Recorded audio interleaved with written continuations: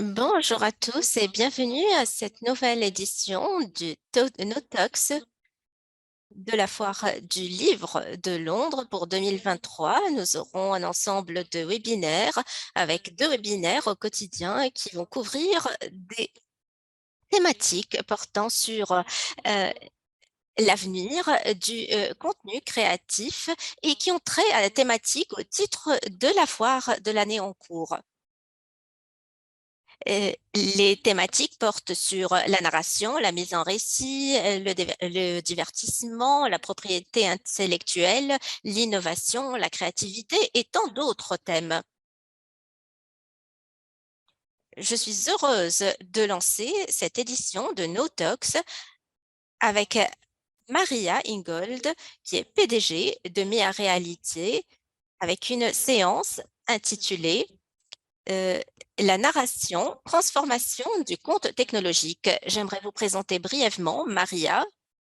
En fait, je préfère qu'elle se présente elle-même parce qu'elle le fait de manière très exceptionnelle. Donc, très rapidement, à propos de Maria, Maria est une experte en matière de narration et de récit. Elle travaille dans la combinaison de la technologie avec la narration, les arts, les visuels et autres. En fait, elle est membre du jury des BAFTA et nous aurons de plus amples informations à propos de Maria. Maria qui va nous donner un aperçu à propos de son opinion concernant la technologie et la mise en récit. Vous avez la parole, Maria, mais avant cela, j'aimerais rappeler notre public que nous aurons un segment de discussion et de questions-réponses après la présentation de Maria et je vous invite à partager vos questions dans la boîte à messages ou la boîte à questions et réponses. Vous avez la parole, Maria. Merci. Bienvenue à tous à cette séance intitulée La narration, transformation du conte technologique. Je m'appelle Maria Ingold et je travaille entre les arts et les sciences informatiques. Et j'ai essayé de faire avancer ma carrière dans le domaine des médias, des jeux vidéo, du streaming. Et je suis également membre du jury des BAFTA. Donc, je visionne des centaines de films par an. Et pour ceux qui ne connaissent pas les BAFTA, c'est en fait très proche des académies à Los Angeles. Et je suis également conférencière occasionnelle et je travaille également sur une trilogie.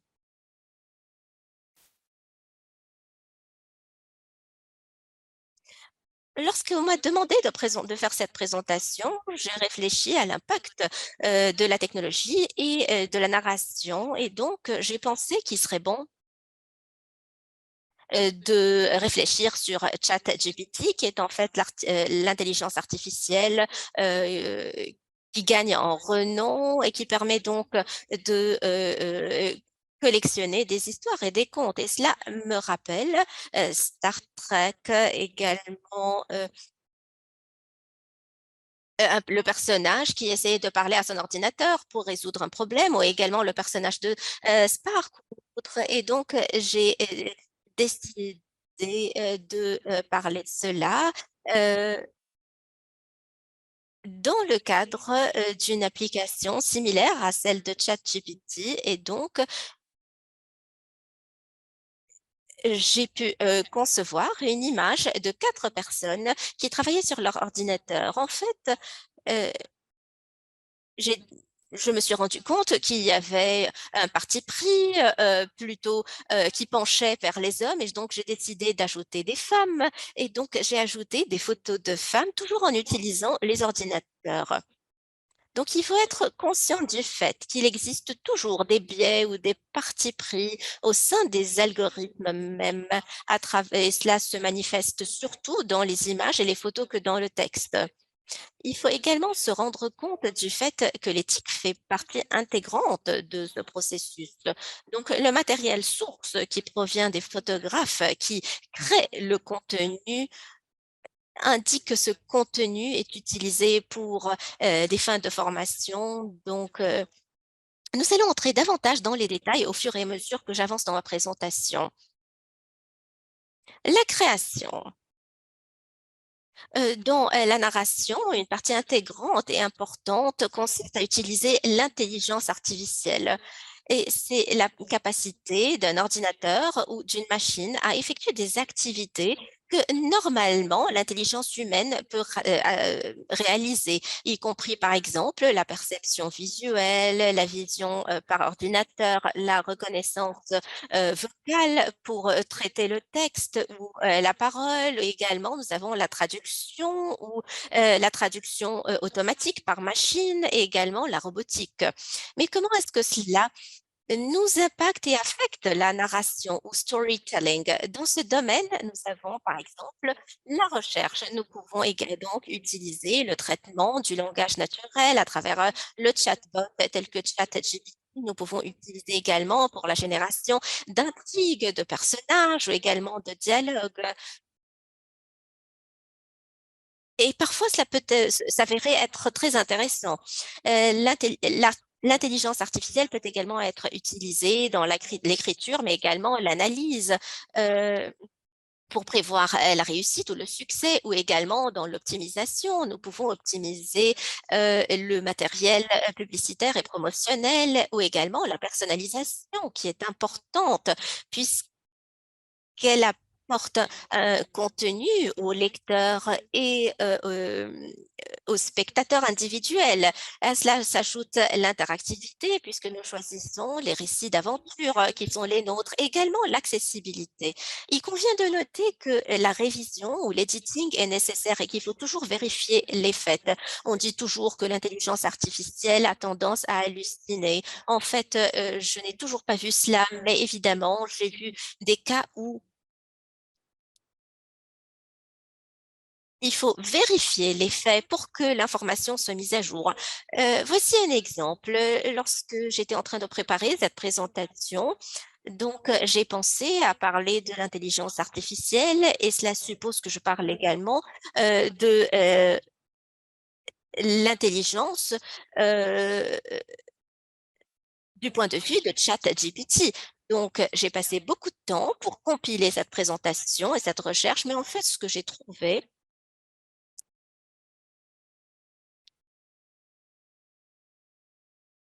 que ce système travaille en tant qu'assistant de recherche et qui m'a aidé à affiner ma présentation.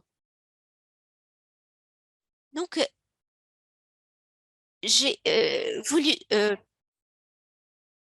choisir un titre original. J'ai posé quelques questions à ChatGPT, j'ai affiné ma recherche et au fur et à mesure, je suis arrivée au titre que je voulais, ou du moins à quelques aspects que ce ChatGPT m'a proposé.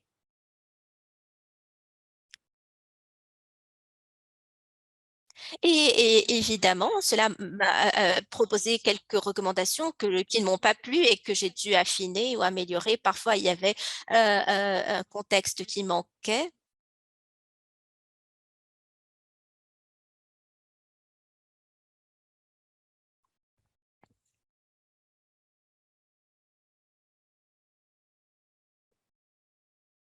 Donc, il faudra toujours s'assurer et vérifier en fait ces données, ces informations. Ici, nous avons des algorithmes de formation qui permettent de, par exemple, de reconnaître les formes ou de faire des prévisions telles que la reconnaissance des formes, l'analyse des sentiments, et les moteurs de recommandation, les modèles prédictifs ou la classification de textes.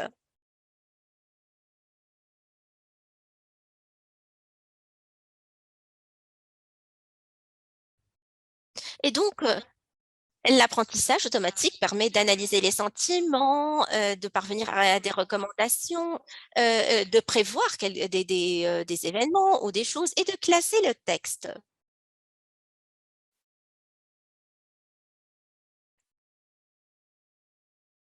Ce logiciel est 3 fois plus efficace pour Donc, ce scriptbook est 3 fois plus efficace pour identifier les résultats du box-office que l'industrie cinématographique. Et c'est une bonne histoire qui permet de prévoir la réussite. Vous pouvez donc associer cela à d'autres choses, ce que la Cinélétique fait à travers l'analyse des talents et les stratégies de sortie de films. Donc, ensemble, ces deux facteurs peuvent améliorer le succès avant même que le film ne soit photographié ou filmé. Mais il y a quelques aspects à prendre en considération ici. Puisque cela peut ressembler à ce qui existe déjà et donc peut nuire à la créativité. Et nous avons également des partis pris. Euh,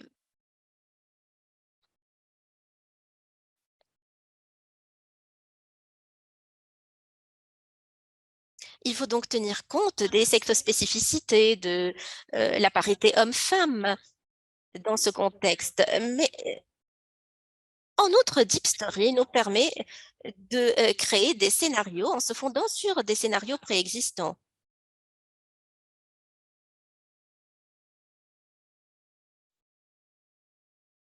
Par exemple, nous pouvons nous inspirer d'autres scénarios pour écrire des scénarios récents. Nous avons donc ce processus sera dérivatif ou dérivé et ça va donner lieu à quelques problèmes parfois. Malheureusement, l'interprète entend très mal l'oratrice. Dans ce domaine, il faut tenir compte également de l'éthique et du droit de propriété intellectuelle, puisque très souvent, on ne s'intéresse pas énormément à la propriété intellectuelle. Voici quelques exemples.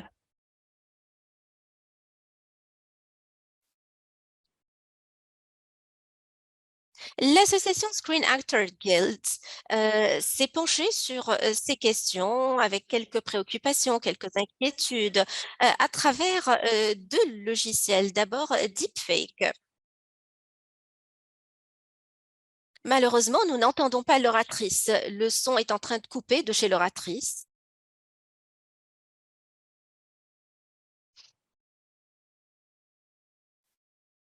Malheureusement, l'interprétation est impossible dans ces conditions, étant donné que nous n'entendons absolument pas l'oratrice.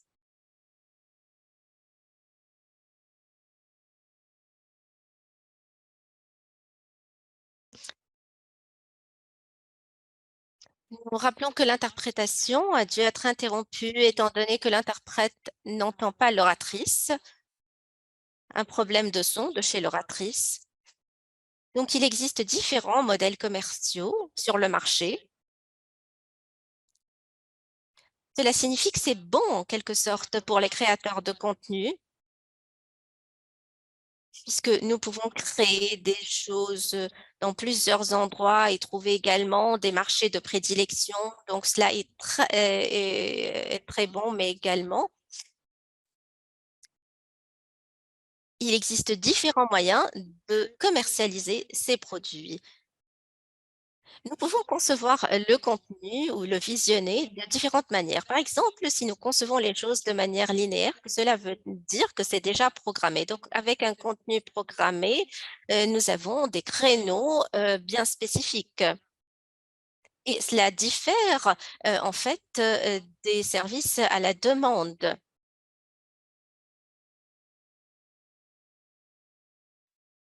De nouveau, le son est en train de couper de chez l'oratrice ou la présentatrice. Notre manière d'utiliser la technologie dépend également du format utilisé et des mécanismes de livraison avec certains mécanismes qui gagnent en popularité et que nous retrouvons en haut de cette diapo.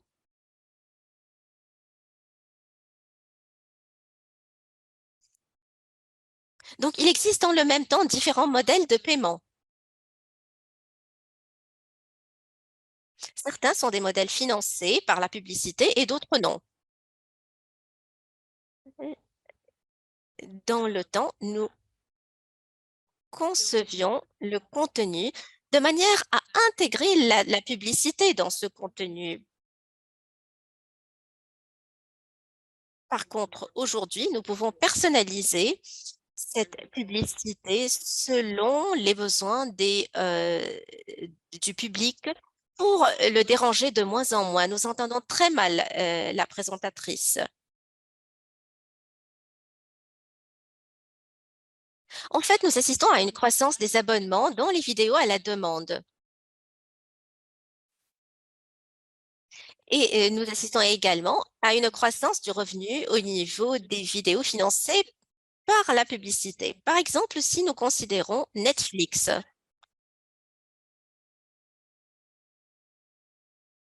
Netflix va annoncer ses résultats pour le premier trimestre. Mais par contre, ses revenus étaient en chute durant les dernières années et donc Netflix recherche des moyens d'améliorer ses revenus. Et c'est ce que nous appelons ici la fatigue des abonnés. Et par fatigue des abonnés, nous entendons ou nous signifions que certains utilisateurs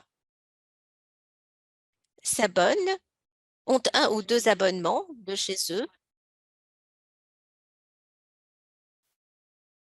mais ont recours aux services sans publicité, donc exempts de publicité parce qu'ils veulent profiter de leur temps et ils essaient de voir.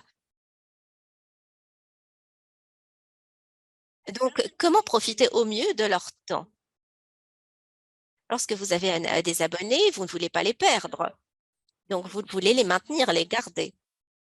Et Netflix est donc devenu non seulement un distributeur, mais également un créateur de contenu. Euh, En 2022,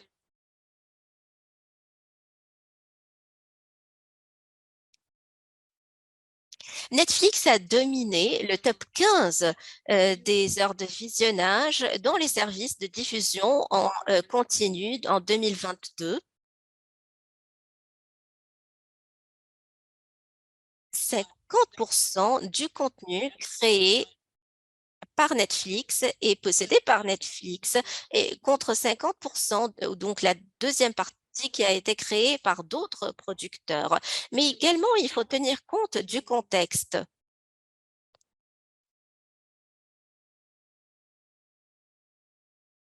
Netflix a commencé à utiliser la narration fondée sur les données qui permet d'identifier les tendances dans le comportement de visionnage, en se fondant notamment sur différents éléments ou facteurs dont l'analyse, en essayant de voir quelles sont les préférences, quelles sont les habitudes des consommateurs,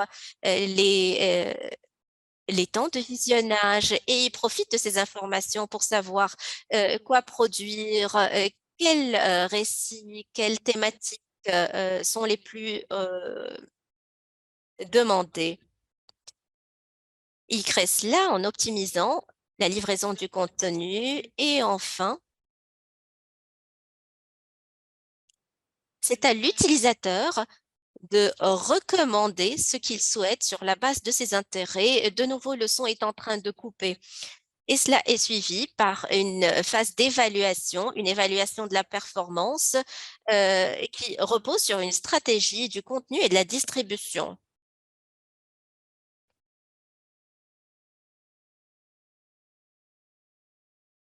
La narration ou le récit transmédia avance à grands pas et permet donc de nouveau, nous avons perdu le son.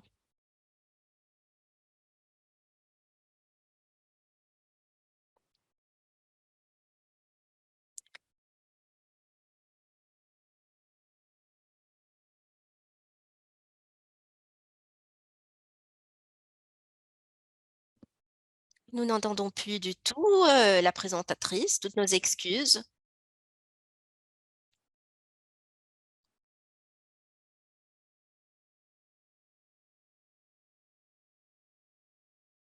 Nous avons complètement perdu l'oratrice.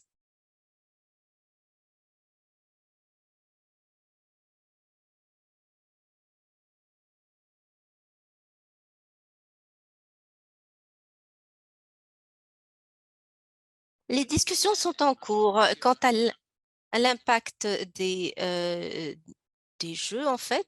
De nouveau, nous avons perdu l'oratrice.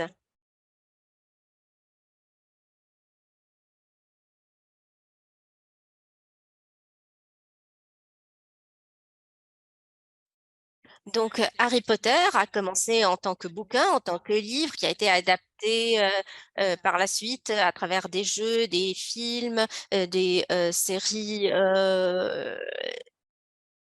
télévisées, également des émissions sur les réseaux sociaux.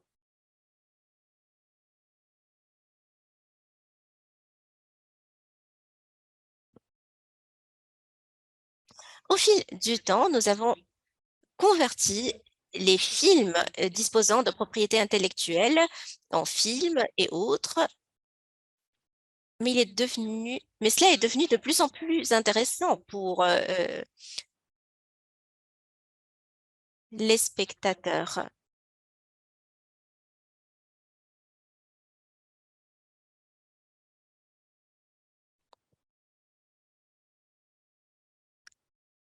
Quelle est la raison derrière ce succès?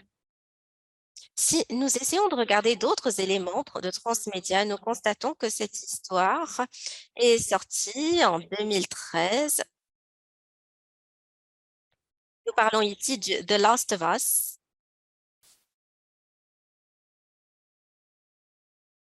Les gens étaient très contents avec le personnage, avec les acteurs, avec la réalisation et tout cela, mais aussi l'intrigue,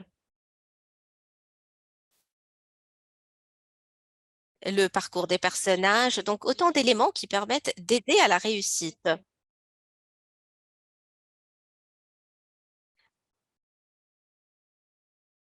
Donc la personne qui a conçu ce jeu l'a d'abord conçu pour la télévision. Et cela a permis sa diffusion à travers les différentes plateformes. Le son est en train de couper énormément de chez l'oratrice, malheureusement.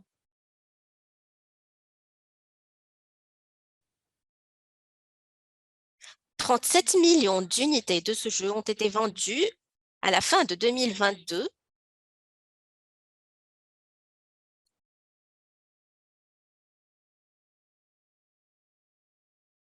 Dans le temps, le talent permettait de prédire le succès. C'était un indicateur de succès et c'est ce que nous avons constaté avec Game of Thrones et Star Wars.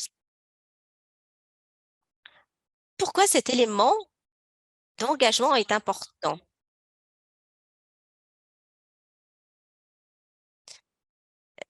La source de cette diapo, c'est Omdia, qui est une agence exceptionnelle de recherche.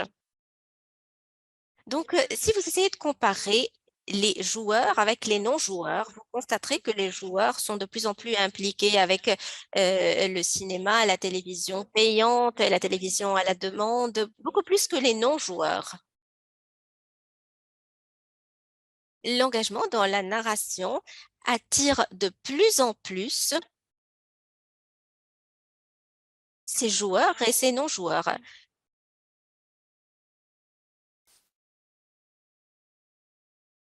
Dans nombre de pays, il y a plus de joueurs que de cinéphiles ou de gens qui vont au cinéma.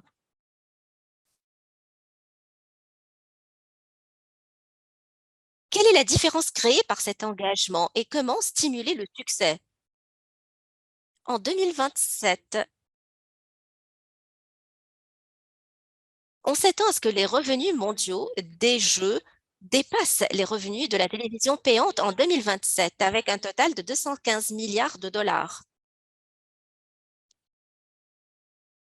Il y a également d'autres domaines qui se développent, tels que la publicité, les vidéos en ligne. Par contre, l'industrie cinématographique fait du surplace. Vous constatez donc la différence créée par l'engagement là où il y a une croissance de revenus. Qu'en est-il des prochaines étapes et qu'en sera-t-il de la narration?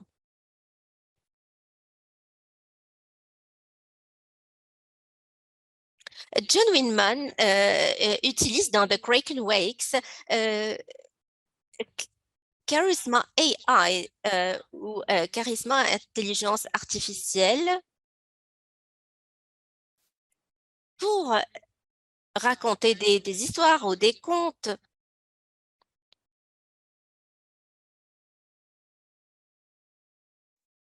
Et on intègre de plus en plus l'intelligence artificielle pour pouvoir parler aux personnages des jeux beaucoup plus que d'être dans la passivité. Donc, il est possible de réagir et d'interagir avec l'histoire et les personnages.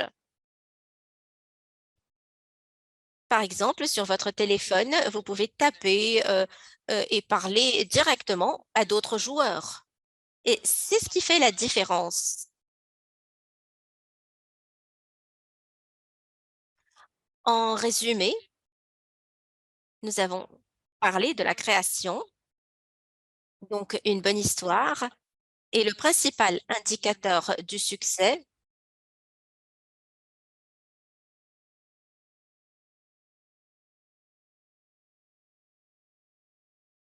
De même, donc l'intelligence artificielle et le langage automatique peuvent améliorer la création du contenu et la prise de décision. En ce qui concerne la distribution, en fait, un bon contenu est essentiel, mais également il faut avoir un bon scénario au bon moment.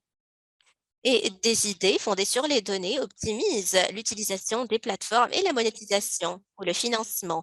Et enfin, en ce qui concerne l'engagement dans la narration qui va stimuler l'envie de plus ou l'appétit à travers transmédia et également la narration immersive et interactive. Je vous remercie. Grand merci, Maria. L'interprète s'excuse encore une fois parce que le son était terrible. Donc, je garde cette conclusion à l'écran.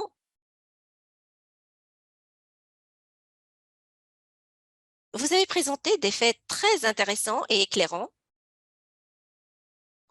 voire fantastiques, lorsque vous avez rappelé, par exemple, que le nombre de joueurs dépasse de loin celui des cinéphiles.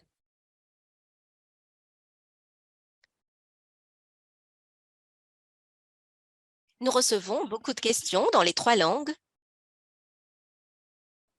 L'interprétation est disponible dans les trois langues également.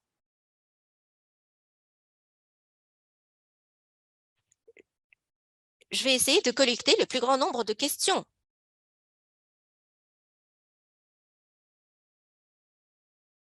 Avant votre présentation, je voulais savoir s'il serait possible de nous dire quel est votre film préféré avant de vous redonner la parole. C'est Hidden Figures, c'est un film que je visionne à plusieurs reprises, indépendamment de votre couleur de peau, indépendamment de votre genre social. Ce film éveille la curiosité. Et la curiosité, en fait, donne lieu à l'innovation. C'est un film très inspirant pour tous. Je ne l'ai toujours pas regardé. Oui, oui, mais je vous le recommande vivement. C'est à propos d'une mathématicienne et qui a fait des études également de sciences informatiques et de génie et qui va dans l'espace. Certains considèrent que les films et les bouquins, autrement dit, la narration traditionnelle va devenir obsolète. Quel est votre avis là-dessus? Je sais que vous êtes en train de préparer votre trilogie maintenant. Je décris cette trilogie comme un conte fictif, gothique. Certains considèrent en fait que ces moyens vont disparaître, mais je peux vous dire ce qui suit. En fait,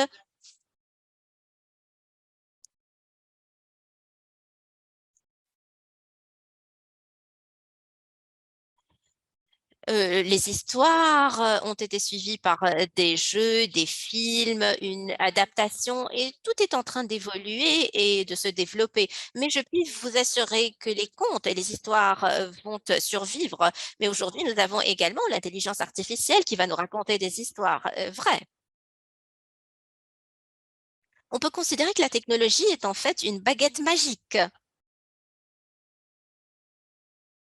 qui peut permettre de perpétuer l'avenir des contes et de la mise en récit.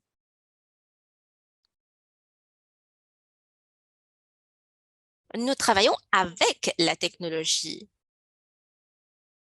et la technologie permet de créer des choses. Mais nous pouvons en fait utiliser cette technologie pour nous aider. Mais notre innovation, notre créativité demeure essentielle et fondamentale. Il y a des avantages et des inconvénients à ChatGPT et je souscris à ce que vous venez de dire. ChatGPT est un assistant informatique, un assistant de recherche qui nous aide en nous fournissant des informations, mais il faut également que nous vérifions de notre part que ces informations sont correctes, qu'elles ne sont pas biaisées et parmi tant d'autres considérations. Vous avez parlé des considérations éthiques, mais quels sont les risques potentiels ou éventuels associés à l'amélioration de la narration à travers la technologie? Quels sont les risques? Oui, oui.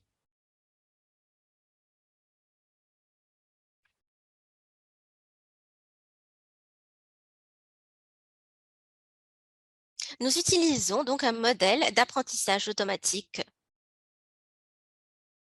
pour essayer de deviner comment nous pouvons écrire des histoires.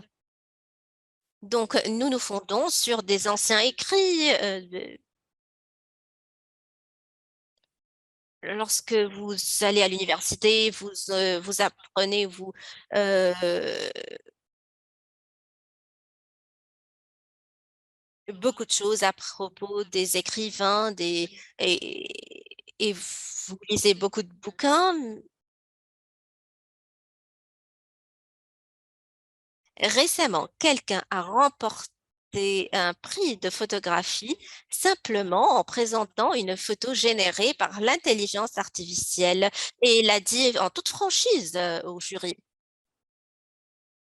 Donc, cette personne a été honnête.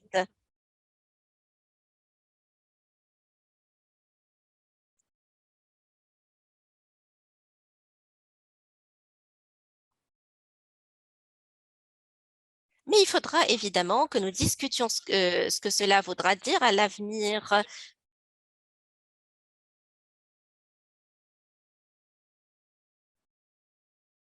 Il faudra essayer de deviner s'il s'agit d'un outil supplémentaire ou d'une innovation très différente.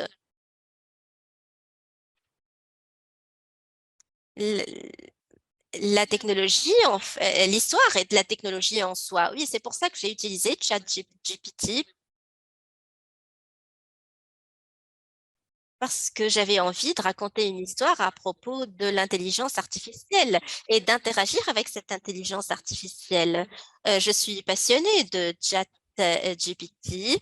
Nous avons communiqué de manière très respectueuse et cela m'a fourni des informations de retour très positives. Donc, j'ai eu une expérience positive avec ChatGPT. Je ne cesse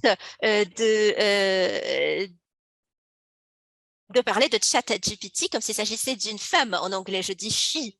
Cela me rappelle de mon père. Cela me rappelle mon père, en fait, qui me critiquait également pour des questions pareilles. Nous avons des questions intéressantes de la part de l'audience. Dans notre ordre du jour, nous avons une séance à propos des droits de propriété intellectuelle. Vous avez mentionné certains éléments portant sur les considérations éthiques et la propriété intellectuelle. Dans quelle mesure vous considérez que l'application de la loi façonne le monde de la narration technologique? J'ai fait exprès de mentionner certains produits qui existent sur le marché depuis un bout de temps. Donc, nous avons eu l'occasion de voir comment ces produits fonctionnent. Mais cela n'est pas nouveau. Ce qui est nouveau, c'est que nous réalisons que ça peut constituer un défi pour certaines entreprises et pour certaines activités. Et cela ne doit absolument pas remplacer la créativité de l'esprit humain.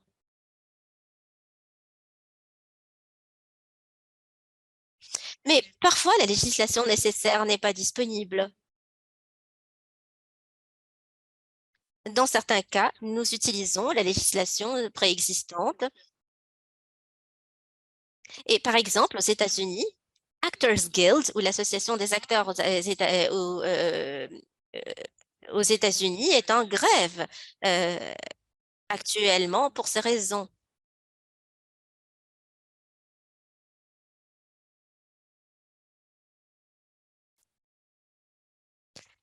De nouveau, nous perdons l'oratrice, malheureusement.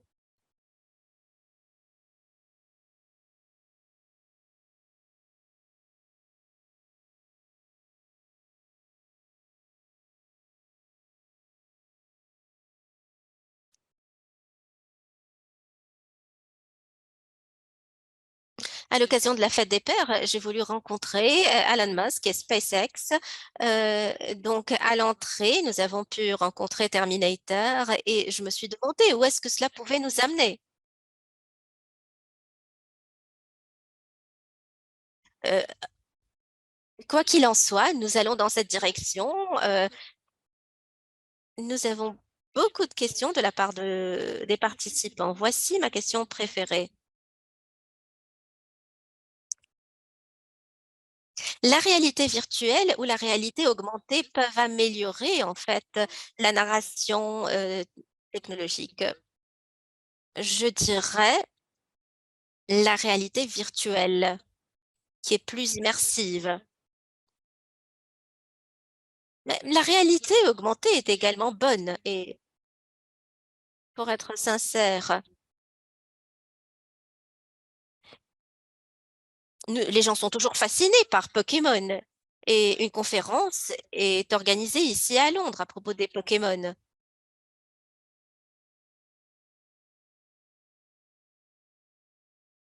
Donc, une réalité vous permet de dépasser ce monde et une autre vous immerge dans ce monde. Nous avons une autre question. Vous parlez de différentes formes de narration ou de mise en récit telles que les livres, les films, le théâtre. Préférez-vous ces formes ou les formes immersives qui utilisent la technologie? Voilà, je regarde près de 150 films par an et j'adore regarder un bon film. J'aime regarder les films en IMAX, en 3D, que nous voyons les choses se dérouler devant nous. Par contre, pour les films en intelligence artificielle, il faut mettre des écouteurs, et parfois l'expérience peut être bonne et parfois elle peut être mauvaise, parce qu'il convient de voir comment notre cerveau interprète les choses.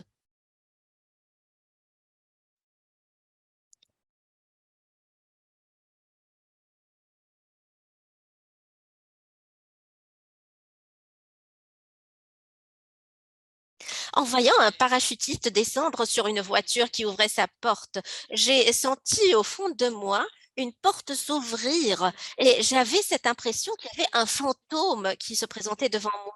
Et j'ai gardé cette image continuait à se dérouler devant moi dans mon cerveau pendant 5 ou 6 heures. Donc j'étais tellement proche de ce scénario que je me sentais en train de m'immerger.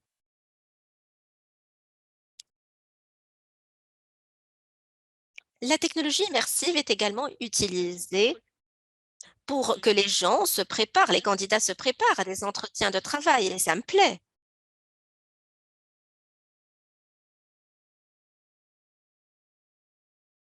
Nous n'avons plus beaucoup de temps, donc je vais juste prendre quelques petites questions. Lorsque vous créez une expérience de mise en récit, préférez-vous vous concentrer sur l'histoire en soi ou sur la technologie en tant que vecteur pour raconter cette histoire? Je pense que tout commence de l'histoire.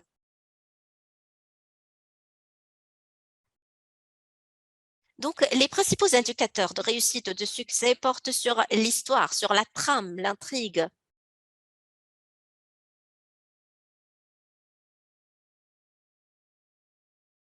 Donc, qu'il s'agisse de jeux vidéo ou de films, ce qui compte principalement, c'est l'histoire derrière ces jeux vidéo ou ce film.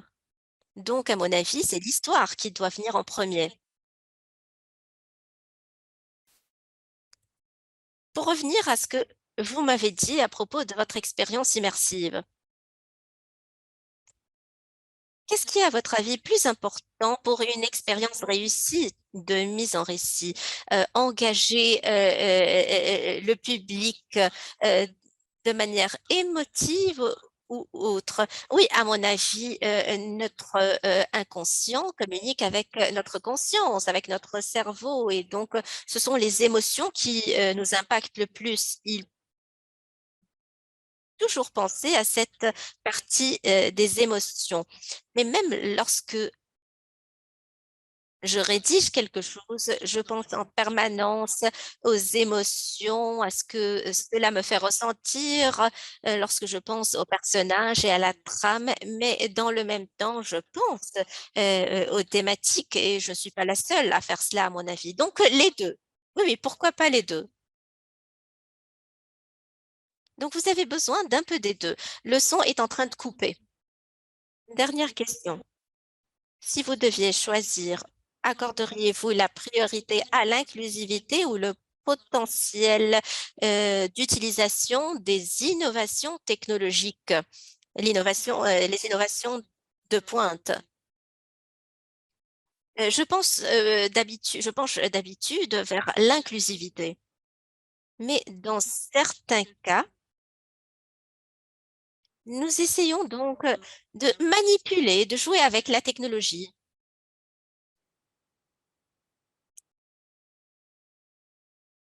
Parfois, on se demande si l'intelligence artificielle peut produire un film.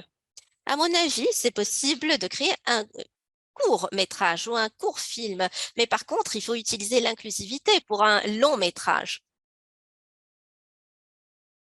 Donc, il faudra opter pour une innovation inclusive. Je vous remercie. Une séance très intéressante et inspirante pour moi. Évidemment, je souhaite apprendre davantage. Il faudra que je fasse des recherches en me fondant sur votre présentation PowerPoint. Et en fait, nous avions une question à propos de cela. Ça vous dérange qu'on partage votre présentation avec le public? Oui, oui, pas de souci. Donc, grand merci. Et nous nous accordons tous à dire que la technologie a ouvert un nouveau chapitre dans la mise en récit, en ce qui concerne la narration, le récit. Grand merci, Maria. Et on se retrouve à 12 heures, temps de Grande-Bretagne, pour une nouvelle séance portant sur le divertissement et les marques. Merci à tous. Merci de m'avoir invité.